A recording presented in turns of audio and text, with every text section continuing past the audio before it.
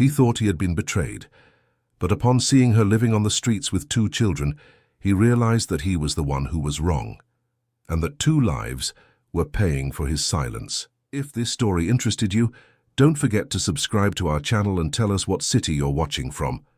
And now, on with the story. The light rain falling over New York City that Thursday night transformed the building lights into blurred smudges on the glass of the imported car. Oliver Kent stared out the window without really seeing anything, lost in thoughts that repeated like a tired litany. At 38, he was the kind of man who made heads turn when he entered a room, not just for the striking looks he'd inherited from his Middle Eastern grandparents, but for the air of command he carried on his shoulders. The Italian suit, the Swiss watch, the armored car, everything screamed success. But inside, Oliver felt an emptiness that not even all the zeros in his bank account could fill. John Carter, the driver who had been with him for over a decade, drove in respectful silence. He knew that distant look in his boss's eyes, the way he would sigh softly when he thought no one was paying attention. The routine was always the same. Leave the office after 10 at night, take the same route, arrive at the penthouse, apartment on the Upper East Side, and repeat it all the next day. A life of luxury that felt more like a gilded cage. The divorce had been signed 3 years ago, but Oliver still couldn't quite understand what had happened. Maria had been the love of his life, the only woman who made him feel there was something beyond endless meetings and financial reports. They had met at an art exhibition on Fifth Avenue, he all impeccable in a tie, she in a simple dress, her eyes shining with passion as she spoke about the paintings. It was love, at first sight, the kind people think only exists in movies. They married against the will of Simon Kent, Oliver's father, a patriarch who had built an investment empire from nothing. Simon never accepted Maria, saying she didn't have the proper bearing for the family, that she came from too humble a background, that she would only want his money. Oliver had a huge fight with his father, swore that his love was real, that Maria was different. For 4 years they were happy, or at least Oliver thought they were, until Maria disappeared. It wasn't an ordinary disappearance. There were accusations, strange documents with her name involved in company transactions, suspicions of embezzlement. It was Simon who brought the evidence to his son, saying in that slow, grave voice that Maria had taken advantage of his trust, that she had used the power of attorney he had naively given her to make illegal transfers. Oliver didn't want to believe it at first, but the papers were all there, with her signature, showing absurd amounts transferred to shell accounts. Maria denied everything over the phone, cried, begged him to believe her, but the evidence was too strong. The Kent family. Lawyers prepared the divorce quickly, offering a generous settlement so she wouldn't sue the company for defamation. Maria refused the money, saying only that she wanted to disappear, that she couldn't stand being judged anymore, that he would never understand the truth anyway. And then she truly vanished, changed her phone number, her address, deleted all her social media. Oliver plunged into work like a drowning man. He took on more responsibilities at the company, expanded business, made the family fortune grow even larger. He became a reference in the financial market, gave lectures, appeared in business magazines. But every professional achievement felt empty. Every award he received weighed like a stone in his chest. At night, alone in the enormous apartment, he would look at the space where life used to be and feel a loneliness that was physically painful. On that rainy Thursday, Oliver had left another exhaustive meeting. The company was closing an important international partnership, something that should have excited him, but all he felt was tired.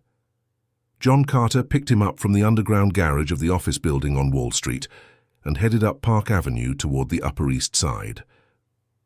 The traffic was lighter than usual because of the rain.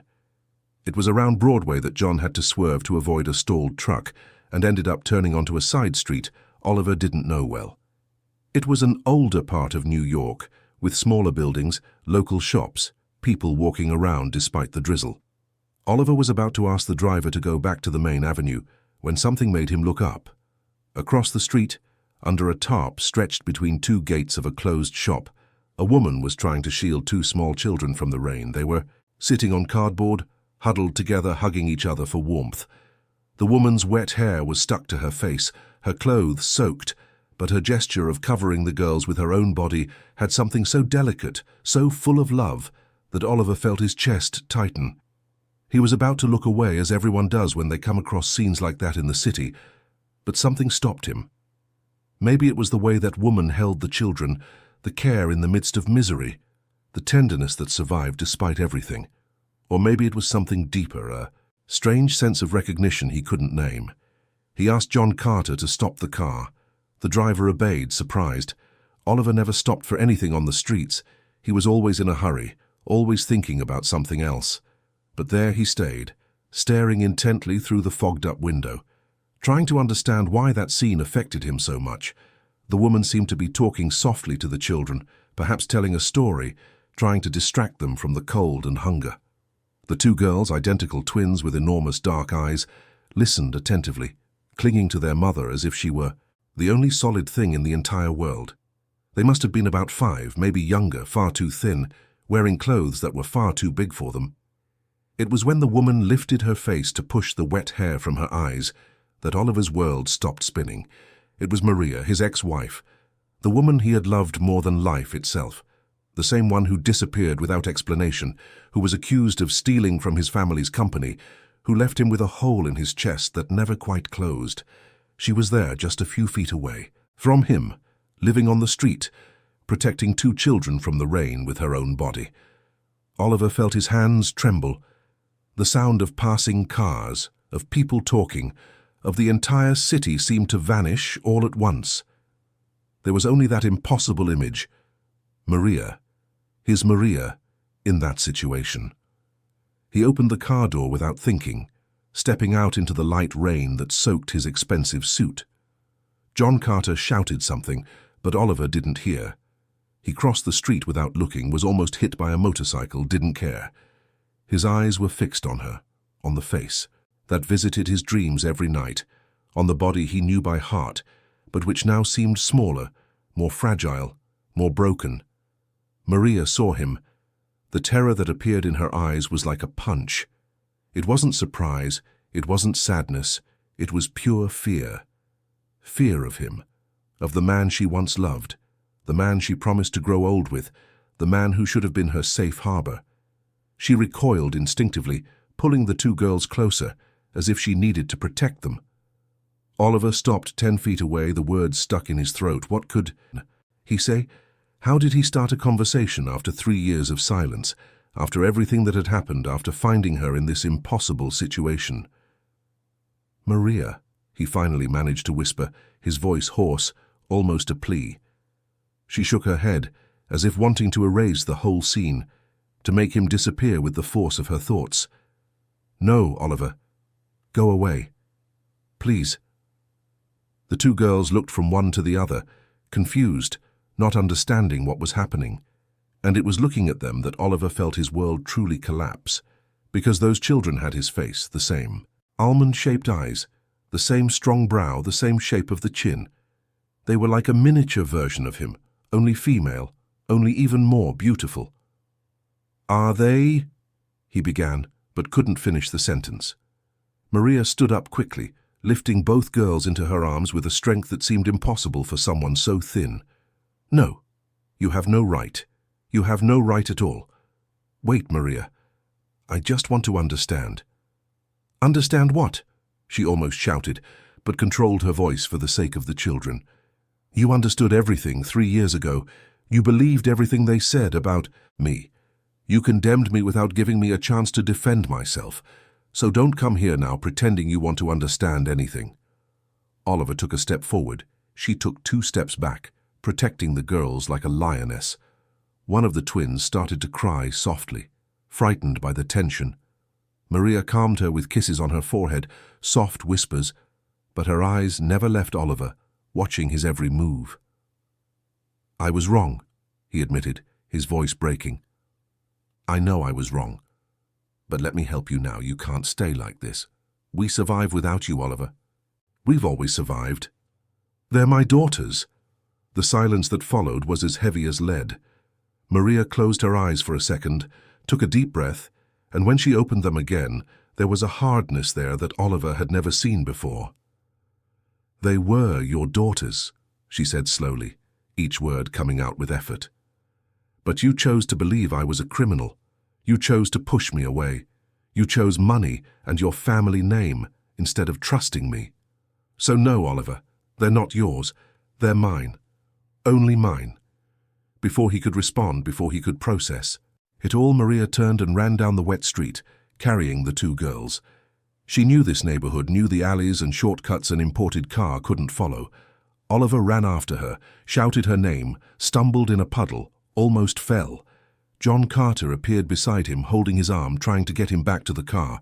"Sir, you're getting soaked. Let's go back." But Oliver couldn't stop looking at the dark alley where Maria had disappeared.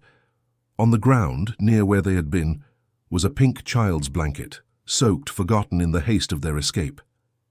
He bent down and picked up the wet fabric, clutching it to his chest as if it were proof that this wasn't all a delusion. Back in the car, Oliver was silent. John Carter drove without asking questions, respecting the moment. When they arrived at the building on the Upper East Side, the doorman greeted him as always, but Oliver barely responded. He went up the 20 floors to the penthouse, entered the apartment that had cost millions, took off his wet suit, and sat on the Italian leather sofa, still holding the pink blanket. Here was everything a person could dream of: having a panoramic view of the city, designer furniture, state-of-the-art technology, works of art on the walls. But none of it had life. None of it had meaning. Oliver looked at the child's blanket, now folded on an armchair, and realized that for 3 years he had been living a comfortable lie. He thought he had been the victim, that he had been abandoned, that he had done the right thing by walking away. But what if everything had been different? What if Maria had been the real victim? And what if those two girls with his face were daughters he never knew because he believed the wrong version of the story?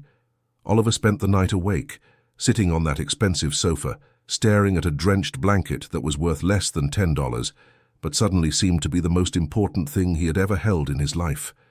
Every time he closed his eyes, he saw Maria's face, dirty with rain, saw the terror in her eyes, saw the two girls huddled in the cold. And for the first time in 3 years, Oliver Kent, the powerful businessman who commanded millions, the man everyone respected and some feared, cried like a lost child. Friday dawned grey in New York City, with that heavy sky that promised more rain. Oliver hadn't managed to sleep a wink. He'd spent the entire night pacing back and forth in his apartment, the pink blanket still on the armchair like a ghost that refused to disappear. Every time he looked at that piece of cheap fabric, he felt a mixture of guilt and despair he didn't know how to process. At 6 in the morning, he gave up trying to rest. He took a long shower, put on another impeccable suit, but the man the mirror reflected looked like a broken version of himself. Deep, dark circles, a day's worth of stubble, red eyes from crying more than he should have. He thought about calling the office and cancelling his appointments for the day, but that would be admitting weakness, and Oliver Kent didn't admit weakness, at least not in public. John Carter was waiting for him in the building's garage, punctual as always. When Oliver got into the car, the driver immediately noticed his boss's state, but had the wisdom not to ask questions. He'd known Oliver long enough to know when it was time to talk and when it was time to just drive in silence. The day at the office was torture. Oliver pretended to pay attention in meetings, signed papers he barely read, approved projects without really understanding what they were about. His secretary asked twice if he was feeling well, and he responded with a forced smile that fooled no one. In the middle of the afternoon, during a video conference with international investors, he caught himself staring out the window at the city below, thinking of Maria and the two girls somewhere in that sea of concrete. It was when the meeting ended and he was finally alone in the room that Oliver made a decision. He couldn't just forget what he'd seen. He couldn't go back to his routine as if nothing had happened. He needed answers. He needed to understand. He needed to find them again. But how? Maria had made it clear she didn't want his help, didn't even want to see him. If he just showed up again, she would run away once more. Then he thought of John Carter. The driver was discreet, had contacts all over the city, knew people. Who knew people? If anyone could help him find Maria without scaring her, it was him. Oliver waited until the end of the workday, asked John to take him home, but halfway there, he asked him to pull over somewhere quiet. They parked near Central Park, in a less crowded area. Oliver got out of the back seat and sat in the front, next to the driver. John Carter was surprised. In more than 10 years of working together, Oliver had never sat next to him. He always stayed in the back, maintaining the distance his position required. "John," Oliver began, using the familiar tone he rarely used, "I need your help. And this isn't as a boss talking to an employee. This is as a desperate man asking a friend for help."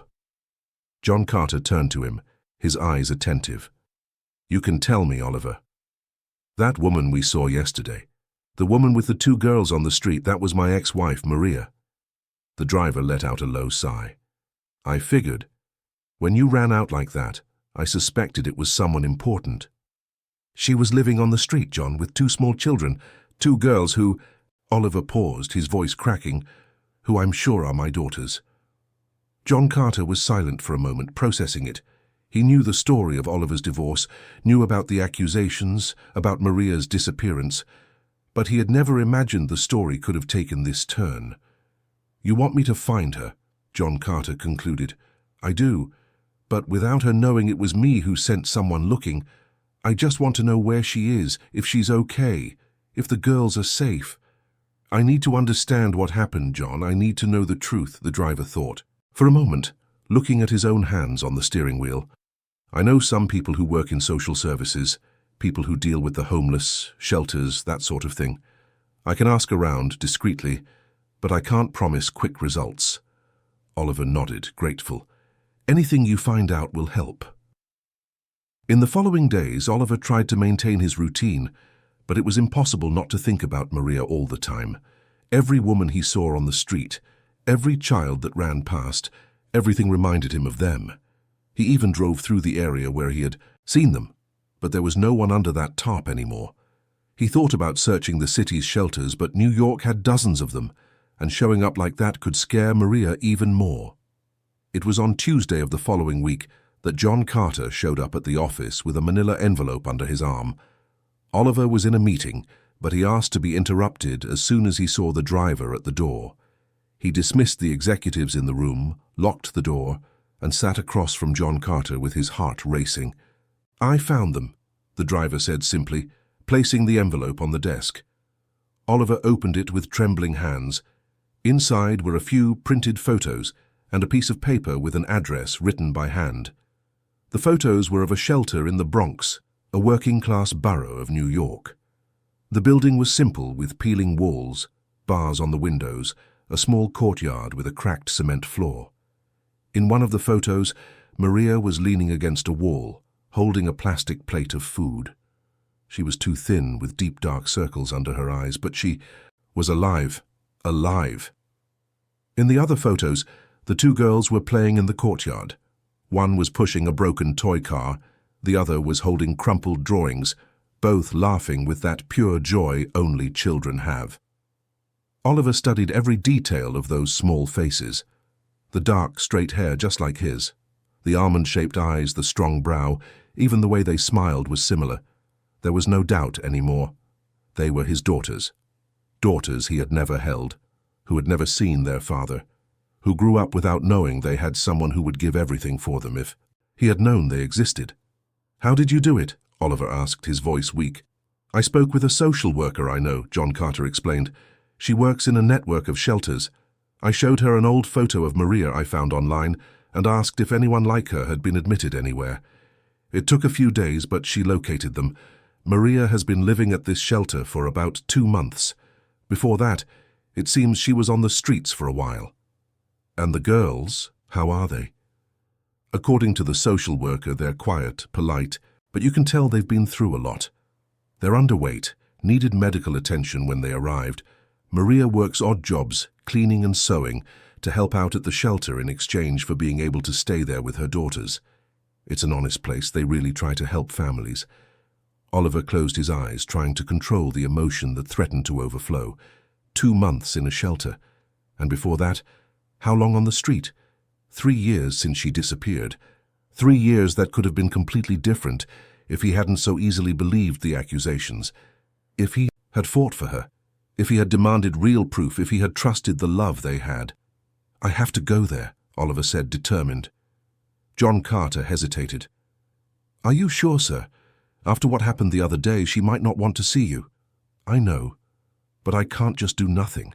I can't leave them in that situation knowing I could help. And if she refuses your help again?" Oliver looked at the photos of the girls, memorizing every detail. "Then at least I'll have tried. At least they'll know I exist, that I care. I can't change the past, John, but I can try to fix the present." On Saturday morning, Oliver asked John Carter to take him to the Bronx. He swapped his suit for simpler clothes, jeans, and a light-colored shirt, trying to look less intimidating. But when they arrived in front of the shelter, he felt his courage waver. It was a 3-story building with a small sign out front, identifying it as St. Clair's Support Home. The door was open, people coming and going, children running in the inner courtyard. "Do you want me to go with you, sir?" John Carter offered. Oliver shook his head. "This is something I have to do alone." He got out of the car, walked through the iron gate, and entered the shelter. A woman in her 50s with grey hair tied in a ponytail appeared in the hallway. She wore an apron with a name embroidered on it, Beatrice. "Can I help you?" she asked, kind but cautious. Oliver swallowed hard. "I came to visit someone. Maria Oliveira and her daughters." Beatrice studied him for a moment. "Are you a relative?" "I'm there," he hesitated. "I'm the girl's father." The social worker narrowed her eyes. Maria never mentioned the children's father. She said she was alone. "I know it's complicated, but I only found out about the girls a week ago. Please, I just need to talk to her for a few minutes." Beatrice considered this, then sighed. "I'll ask if she wants to see you, but if she says no, you'll have to respect that." "I will," Oliver promised. The social worker left him waiting in the hallway and went to the back of the building. Oliver stood there, listening to the sound of children playing, the smell of food being prepared in the communal kitchen, voices chatting in rooms upstairs. It was a simple place, but it had life, it had warmth, it had something his luxury apartment never had. It was when a red rubber ball rolled to his feet that everything changed. Oliver looked at the ball, then to where it came from. One of the twins came running, her dark hair loose, wearing a t-shirt that was too big and flip-flops. She stopped in front of him, shy, waiting for him to return the ball. Oliver crouched down slowly, picked up the ball and held it out to her. The girl gave a small smile, took the ball carefully. "Thank you, mister," she said in that thin child's voice. Up close, the impact was even greater. It was like looking at a miniature version of himself. The same eyes, the same face shape, even the dimple on her left cheek when she smiled. Oliver felt his chest tighten so much he could barely speak. "What's your name?" he managed to ask. "Lily," the girl answered. "And my sister's name is Daisy." "Those are beautiful names." "Mommy chose them. She said they're special names." Before Oliver could reply, the other twin came running up. Daisy was identical to her sister, but her hair was in a crooked ponytail. "Lily, come on. Aunt Bee said there's pudding for lunch." The two of them ran off, the ball bouncing on the cement floor, their laughter echoing through the courtyard. Oliver remained there, still crouched, his eyes filled with tears. He had spoken to his daughters. He had heard their voices, seen their smiles, touched the same ball they held. It was so little, and yet it was everything. When he stood up, he saw Maria standing in the kitchen doorway just a few feet away. She had seen everything, the scene with him and Lily, the way he looked at the girls. Her face was a mixture of anger, fear, and something Oliver couldn't identify. Maybe pain, maybe memories. "Maria," he began, taking a step forward. She held up a hand, stopping him. "No, you have no right to be here." "I just wanted to talk." "We have nothing left to talk about.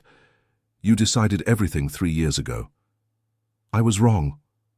The silence that followed was heavy. Maria crossed her arms, her entire body tense, ready to flee again if necessary. You being wrong doesn't change anything, Oliver. It doesn't change what you did. It doesn't change what I went through, and it definitely doesn't change the fact that you destroyed my life. I didn't know, Maria. I swear I didn't know any of this. About the girls, about you being in this situation. If you had known what, she almost shouted, but controlled her volume because of the children. Would you have believed me? Would you have stood by my side? Or would you have chosen your father and the money again? The question hung in, the air painful and true. Oliver had no answer, because he knew deep down that even if he had known about the pregnancy at the time, he probably still would have believed his father, still would have chosen the security of the documented evidence over Maria's word. I want to know the girls, he said finally. Please, just that, let me be their father. You are not their father, Maria replied, her voice trembling. A father isn't just someone who shares the same blood. A father is someone who stays, who cares, who puts food on the table even if it's not much. You're just a rich man they don't know and don't need to know. They deserve to know they have a father. They deserve not to be hurt again. And I won't let you get close to them just so you can feel better about your conscience. Maria turned her back and started to leave. Oliver felt desperation rise. Maria, wait. Please. I can help. I can pay for school, doctors, clothes, food. She stopped, turned slowly. The look she gave Oliver was as sharp as glass. You think that's it? You think everything can be solved with money? You don't understand anything. What we need isn't your dirty money, it's peace, it's dignity. It's being able to look in the mirror one day without feeling ashamed. But you don't have to stay here. I can get you an apartment, I can... No, Maria was firm. We're staying here. Here there are people who genuinely care, who help without asking for anything in return, who won't judge me or throw me on the street when they get tired of pretending to be good. So take your money, your guilt, and go away, Oliver. Leave us in peace. Went into the kitchen and closed the door, leaving Oliver alone in the hallway. He stood there lost until Beatrice appeared again and gently told him it was best for him to leave for today. Oliver left the shelter feeling like he had lost something precious for the second time. The weeks that followed were the most difficult of Oliver's life. He couldn't get Maria and the girls out of his head.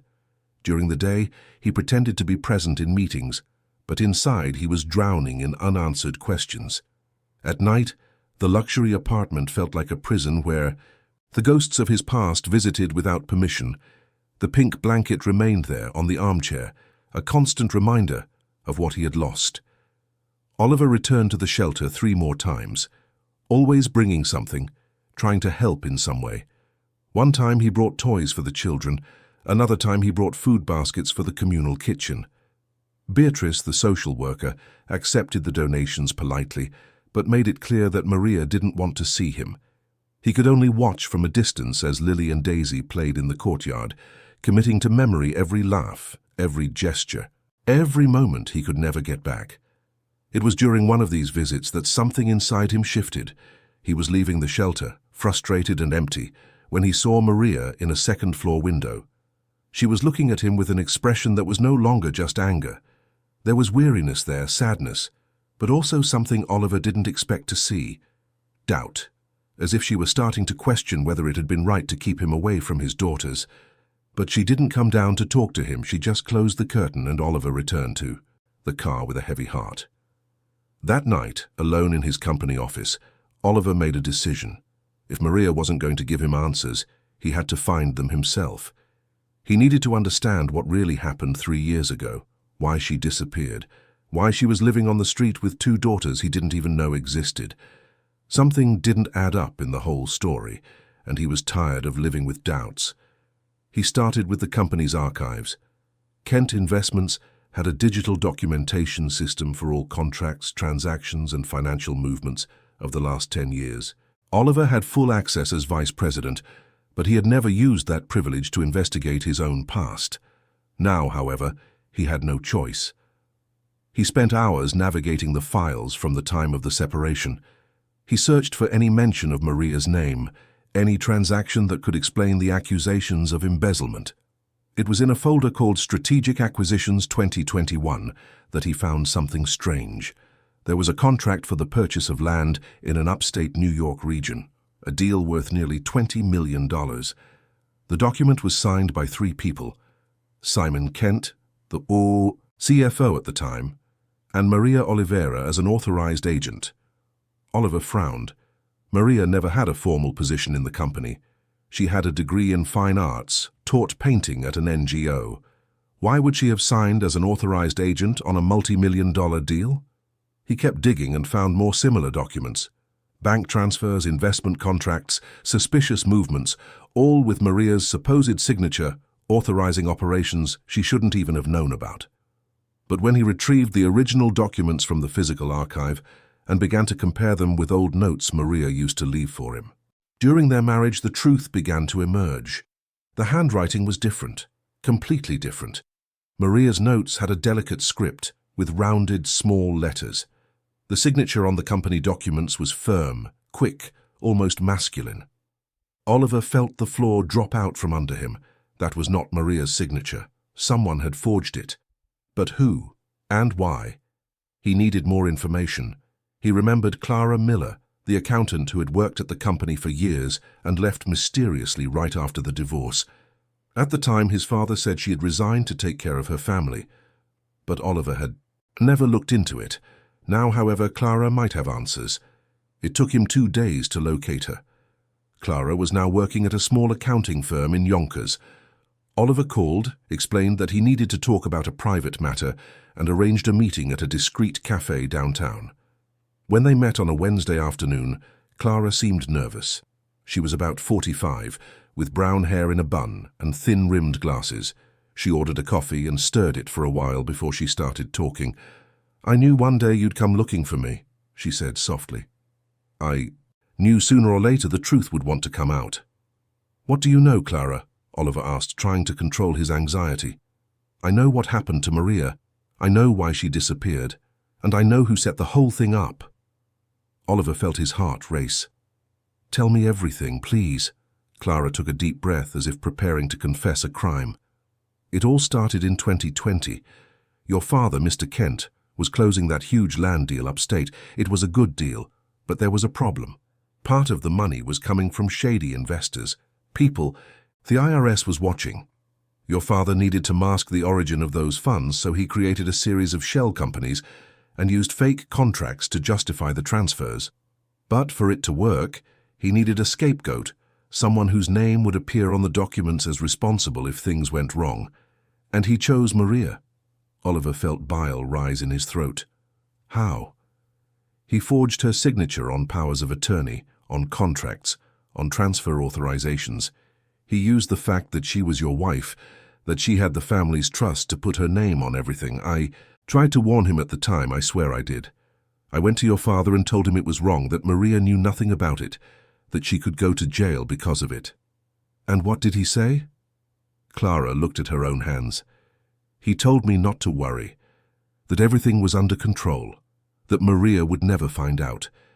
He said that if I kept asking questions, I would lose my job and never be able to work anywhere else again. I was scared, Oliver.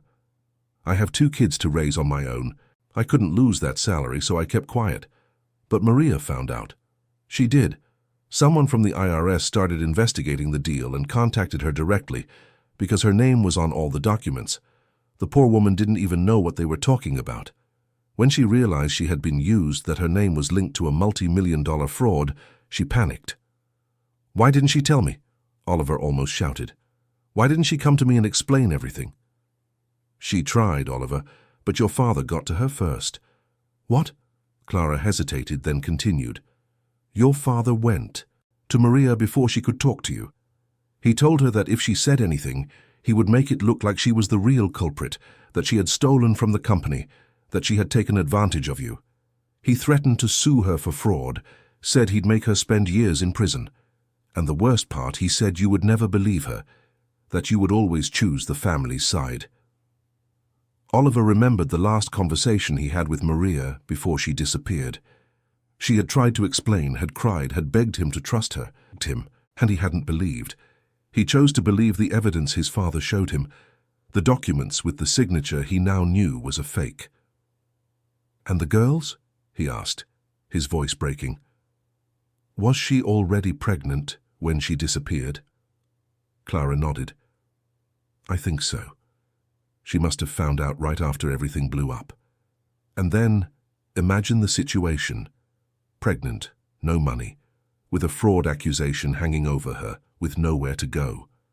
She must have thought the best thing to do was to disappear, to protect you and to protect the children she was carrying. Protect them. From whom? My father. From everything, Oliver. From the shame, the scandal, the possibility of you rejecting her and the babies. She loved you too much to force you to choose between her and your family. So she chose for you. She chose to disappear. Oliver leaned back in his chair, feeling the world spin. It all made sense now. The accusations, the sudden disappearance, Maria's refusal to accept money in the divorce. She wasn't running because she was guilty. She was running to protect him. And he, like an idiot, believed the easiest version, the version his father sold. So well. Where were you when all this happened? Why didn't you tell me sooner? I was transferred to another department right after Maria vanished, placed in another branch where I wouldn't have access to the old documents. After a few months, they made up some excuse and fired me. Your father bought my silence with a good severance package and a letter of recommendation. I needed that money, Oliver. I'm not proud of it, but that's what I did. Oliver didn't blame her. He knew what his father was like, how he manipulated people, how he used power and money to get what he wanted. But the anger he felt now wasn't for Clara. It was for the man who raised him, the man he respected and admired, the man who destroyed the life of the woman he loved to protect a damn contract. Do you have proof of all this? He asked.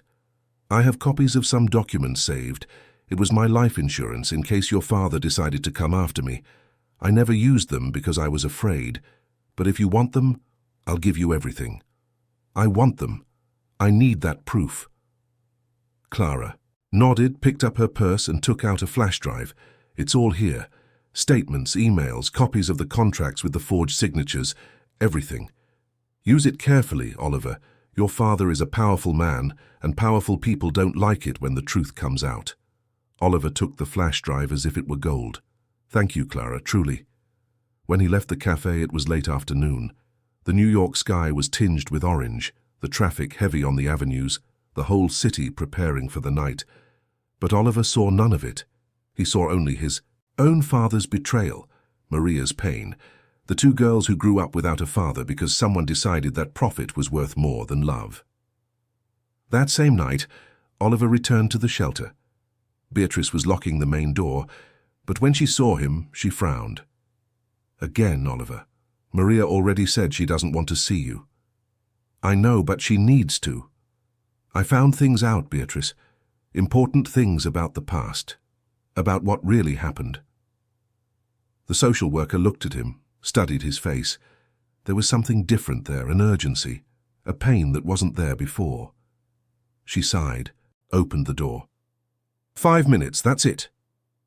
Oliver went in and up to the sewing room on the second floor, where he knew Maria spent her evenings mending donated clothes. She was there, hunched over an old machine, a pile of children's T-shirts beside her. When she heard his footsteps, she looked up. Her expression immediately changed from weariness to irritation. I asked you not to come back, she said, without taking her eyes off her work. I know what happened, Oliver said, his voice firm. I know about the forgery, I know about my father's threats, I know everything. Maria stopped sewing. Her hands froze on the machine. She said nothing, but Oliver saw that she was listening. He continued, My father forged your signature. He used you to cover up fraud, and when you found out, he threatened you, made you believe you were going to prison, that I would take his side. And he paused, his voice breaking, I was stupid enough to believe him instead of believing you. Maria stood up slowly, turned to face him. Her eyes were red, but not from crying. It was anger. 3 years of accumulated anger. And what do you want now, Oliver? A prize for finally figuring out the truth? A round of applause because you realized you were manipulated? I want to ask for your forgiveness. Forgiveness doesn't pay the rent. Forgiveness doesn't put food on the table. Forgiveness doesn't erase 3 years of suffering. I know, but I want to try to fix it. I want to report my father. I want to clear your name. I want to be a father to my daughters." "Your daughters," Maria repeated bitterly. "Now they're your daughters. Where were you when I was pregnant and living in a windowless room? Where were you when they were born and I had to give birth alone in a public hospital? Where were you when Daisy got sick and I had to choose between buying medicine or food?" If you were in Oliver's shoes, would you have confronted your own father for a truth that would change everything, or would you have let the past stay buried? Tell us in the comments. "I didn't know, Maria. I swear on everything I didn't know." And does that change anything? Ignorance doesn't absolve you, Oliver. You chose not to believe me when I needed you most. You chose the easy version, the version that made you comfortable. You're right, I chose wrong. But now I'm choosing differently. I'm choosing the truth, even if it destroys everything I've built. Maria looked at him for a long moment, trying to find a lie in those words, trying to protect a heart that had been broken so many times. Finally, she sighed and sat back down. "Fine. Tell me everything you found out." Oliver pulled up another chair and sat in front of her. He spent the next hour explaining everything, showing her the documents on the flash drive Clara had given him, explaining how his father had orchestrated it all. Maria listened in silence, the tears finally falling when Oliver got to the part where Simon had threatened to make her look guilty. When he finished, the silence in the room was heavy. Maria wiped her face with the back of her hand, took several deep breaths. "I always knew your father didn't like me, but I never imagined he was capable of this, of destroying my life like that." "Neither did I," Oliver admitted. "I spent my whole life admiring him, wanting to be like him, thinking he was an example, and now I find out he's a criminal who doesn't care about anything but money." "What are you going to do with this information?" Oliver looked into her eyes, resolute. "I'm going to the police. I'm going to hand over everything, report the fraud and make sure your name is cleared. And if that means the company collapses, that the Kent name becomes associated with scandal instead of success, then so be it. I won't carry lies anymore." Maria seemed surprised by that. "And your father? You know this could destroy him." "He destroyed you first. He destroyed our lives, our chances of being happy, of raising our daughters together. He doesn't deserve my protection." At that moment, one of the twins appeared at the door of the sewing room. It was Daisy, with a worn-out teddy bear under her arm. "Mummy, I can't sleep." Maria opened her arms and the little girl ran into her lap. Oliver looked at the scene, at his daughter being comforted by her mother, and felt a pain so great he could barely breathe. That should have been his too. Those nights of rocking a child with nightmares, those hugs, that love. He had lost it all by believing the wrong people. "Daisy," Maria said softly, "this man here is Oliver. He's—" She hesitated, looking at Oliver for silent permission. "He's your father," Oliver completed, his voice thick with emotion. "Yours and Lily's." The little girl looked at Oliver with those huge, curious eyes. "My father. Like the other kids have." "Like the other kids," Maria confirmed, tears now streaming freely. Daisy studied Oliver for a moment, then held out the teddy bear to him. "Do you want to hold Toby? He helps when we're sad. And you, look sad." Oliver took the bear with trembling hands, the worn and patched fabric, the loose button eye. It was the most valuable thing anyone had ever given him. "Thank you," he whispered. "I'll take good care of him." Daisy smiled, that smile that was just like his, and settled back into Maria's lap. After a few minutes, she fell asleep right there, curled in her mother's arms. Oliver and Maria sat in silence, just looking at the child who connected them so deeply and painfully. "You can get to know them," Maria said finally, her voice low so as not to wake Daisy. "You can be part of their lives, but slowly, Oliver. They've been through a lot. They can't suffer again." "I understand. I'll go at their pace. I'll prove I deserve to be here." Maria nodded, too tired to argue anymore. Oliver stayed for a few more minutes, then stood up slowly, returned Toby the bear to the sleeping Daisy, and left the room. The confrontation with Simon Kent took place on a Sunday morning at the mansion where Oliver grew up, in Greenwich, Connecticut. The three-story house was imposing, surrounded by perfect gardens with a garage that housed 5 imported cars. Oliver drove there alone, refusing John Carter's company. This was something he had to do on his own. He found his father in the library, as always, sitting behind the solid wood desk that was worth more than an entire apartment. Simon was 65, with neatly trimmed grey hair, wearing an impeccable suit, even on a Sunday. When he saw his son enter, he smiled. "Oliver, what a pleasant surprise. I thought you were too busy with the company to visit your old man." Oliver didn't smile back. He closed the door behind him, tossed the flash drive onto the desk. "It's all there, all the proof of what you did to Maria." Simon's smile vanished. He looked at the flash drive, then at his son. "I don't know what you're talking about." "Don't pretend, Dad. I know everything. I know you forged her signature. I know about the shell companies. I know you used her as a scapegoat for your fraud. And I know you threatened her, destroyed her life to protect your dirty business." Simon leaned back in his chair, his face a mask of indifference. "And who told you this fanciful story?" "The former accountant, Clara. And the documents don't lie, Dad. I have everything, the original contracts, the emails, the transfers. Your signature forging Maria's." The patriarch was silent for a moment, studying his son. Then, surprisingly, he shrugged. "All right, let's say you're right. What are you going to do, report me? Destroy the family name I spent 50 years building?" "If I have to, yes." Simon let out a dry, humorless laugh. "You were always weak, Oliver. Ever since you were a boy, too sentimental, too attached to people. I tried to teach you that in the business world there's no room for feelings, but you never learned. I learned that being human isn't a weakness." "Yes, it is," his father replied harshly. "In the real world, the one with feelings loses. I did what needed to be done to protect our empire, to ensure you would have a solid future. That woman was a distraction, a risk. She was going to make you lose focus, turn you into someone ordinary, mediocre. She made me happy. Happiness doesn't pay the bills. It doesn't build empires. Happiness is a luxury poor people seek. Because they have nothing else, we have something greater, Oliver. We have power, influence, a legacy.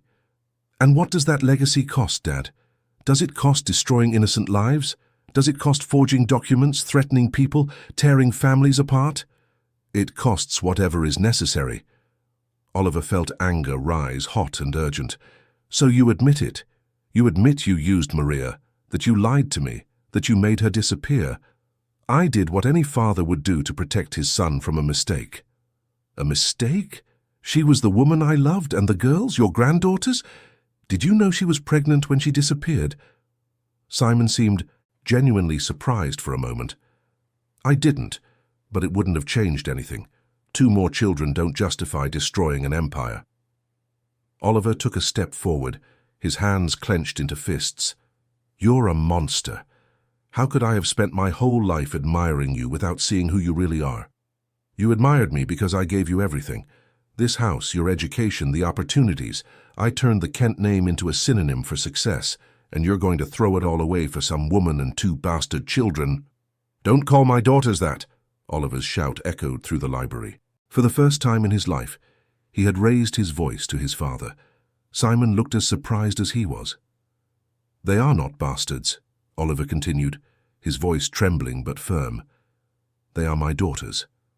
They have my blood, my name, my love. And I won't let you destroy anything else in their lives." "So what are you going to do?" Simon challenged, standing up now too. "I'm going to the police. I'm going to hand over all the evidence. I'm going to clear Maria's name and face the consequences of what you did. You'll destroy the company. You'll destroy me. And you'll destroy yourself in the process. I'd rather live with nothing and a clear conscience than live in a palace built on blood and lies." Simon looked at his son for a long moment.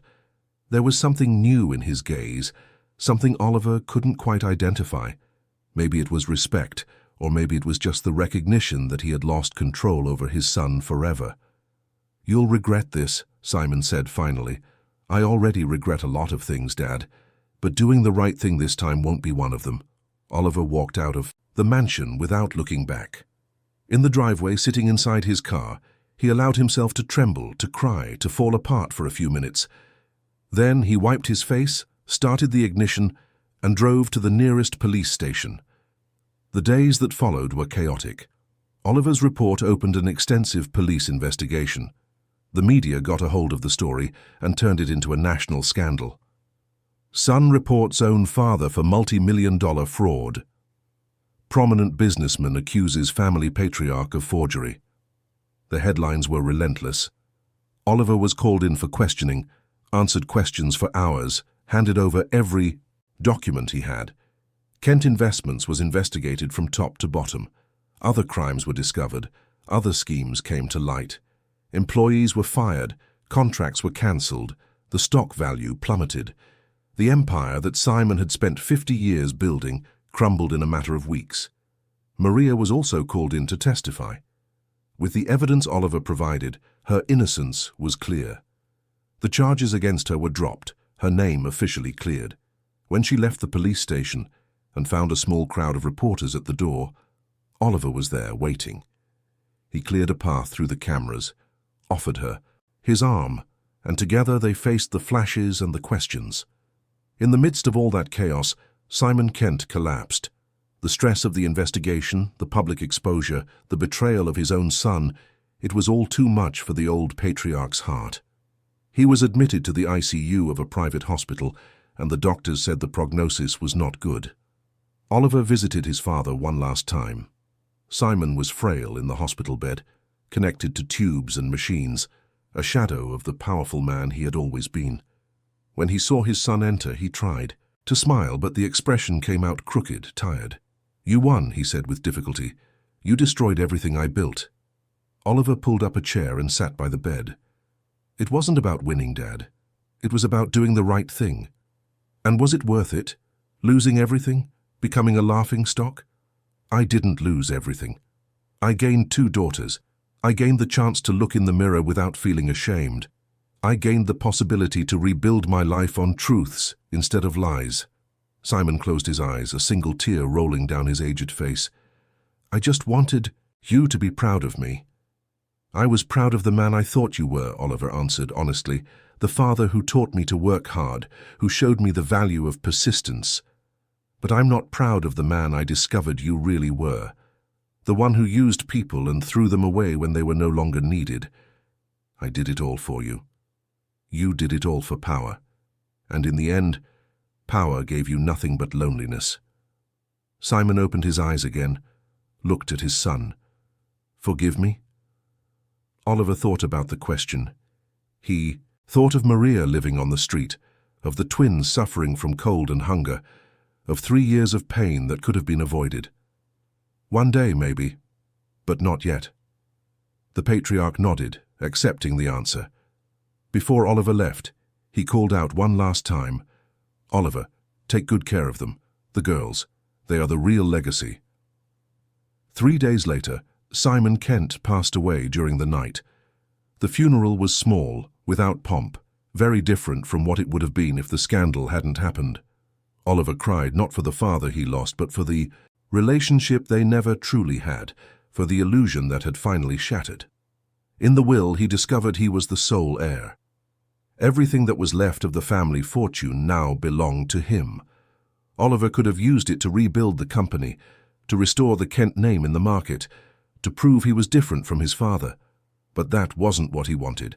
Instead, he renounced it all. He used the money to pay the fines and settlements the company owed, compensated the employees who were harmed by his father's schemes, and paid off debts Simon had left behind.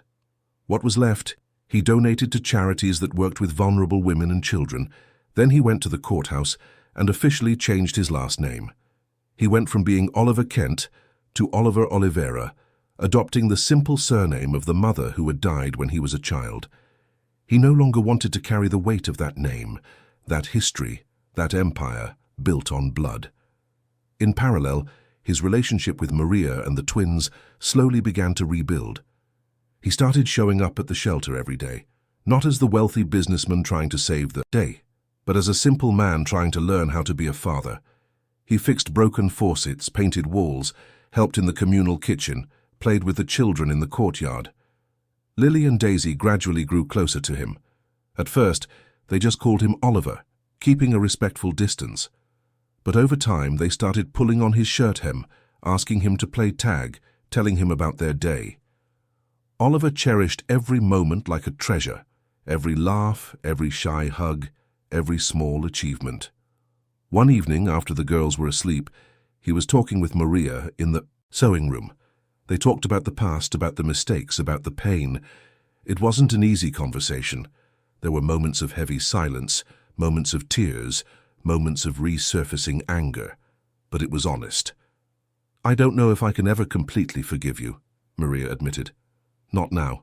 Maybe never. What you believed about me, the time it took for you to trust me, all of that left scars." "I understand," Oliver replied, "and I don't expect forgiveness. I only hope for the chance to be present from now on, to be the father I should have been from the beginning."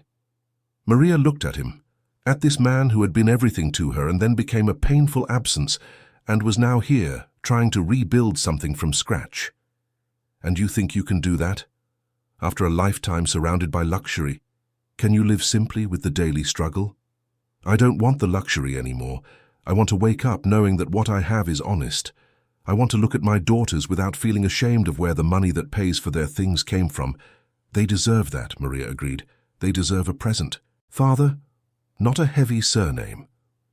It was then that Oliver had an idea. A few weeks later, he presented a project to Maria and Beatrice. Using the last of his resources, a few contacts he still had, and a lot of determination, he wanted to create a foundation. Not a huge bureaucratic institution, but something real focused on vulnerable women and children. The St. Clair's home would be the first hub in this network. Maria, who always had a talent for art, agreed to coordinate painting and craft workshops for the children and mothers. Beatrice took on the administrative side. Other volunteers joined, people who believed in the proposal, who wanted to make a difference without seeking spotlights or recognition. The Foundation's first official event took place on a sunny Saturday morning. The shelter's courtyard was decorated with colorful banners made by the children themselves. Simple flowers in tin cans, hand-painted posters announcing the activities that would be offered.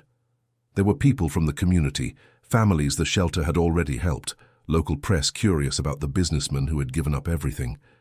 Maria gave an emotional speech. She spoke about women who were judged without a chance to defend themselves, about mothers who choose to go hungry so their children can eat, about new beginnings that seem impossible, but happen when there is true support. Her voice trembled at times, but she didn't stop. When she finished, the applause was long and sincere. Oliver was at the back of the courtyard, trying not to draw attention, but when the press asked to photograph the Foundation's team, Beatrice called him up to the small makeshift stage. He hesitated, but Maria waved for him to come. He went up slowly, stood beside her and Beatrice, trying to smile for the cameras. That's when it happened. Lily and Daisy, who were playing near the gate, saw Oliver on the stage. The two of them stopped, looked at each other, and then started running across the courtyard. "Daddy! Daddy!" they shouted, their voices clear and loud, without shame, without doubt. They ran through the crowd and threw themselves into Oliver's arms. The silence that fell was absolute. Everyone stopped to watch the scene, these two little girls hugging a man who just a few months ago was just the man from the car, and who was now simply Daddy. Oliver knelt, hugged them both. At the same time, buried his face in their hair and cried. He cried with relief, with joy, with pain for the lost time, with gratitude for this chance. The girls squeezed him tighter, not fully understanding what the moment meant, but feeling that it was important. Maria stood beside them, tears now streaming freely. Beatrice was wiping her own eyes. The people in the courtyard began to applaud, not because it was beautiful or dramatic, but because it was human. It was real. It was the kind of small but profound victory that is worth more than any headline. When the applause died down and the party continued, Oliver remained sitting on the courtyard floor with Lily and Daisy. They showed him the drawings they had made in the art workshop, told him about the new teacher who was teaching them music, and made him promise he would be there the next day too. "I promise," he said, and he knew it was a promise he would keep. "I will always be here."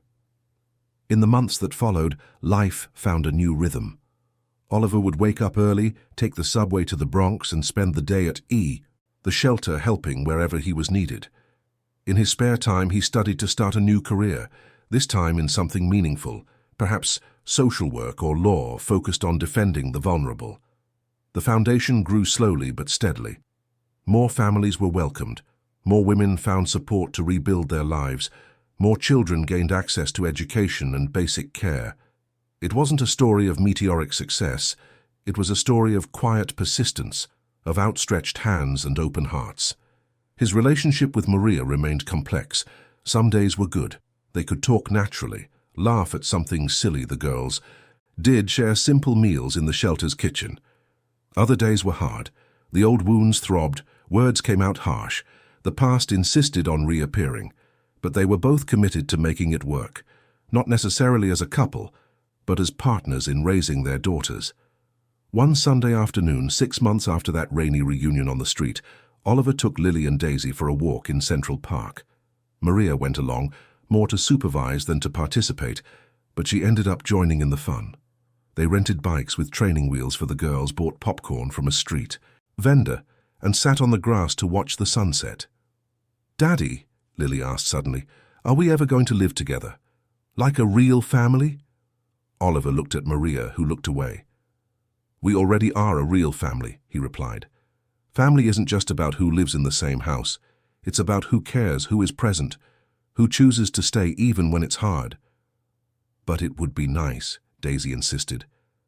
"Julia from school lives with her mom and dad. Can't we do that too?" Maria took a deep breath, looked at her daughters, then at Oliver. "One day, maybe. But Mommy and Daddy need time. We need to learn to be friends again before we think about other things." "Did you guys fight?" Lily wanted to know. "We fought a long time ago," Oliver explained. "And now we're trying to fix it.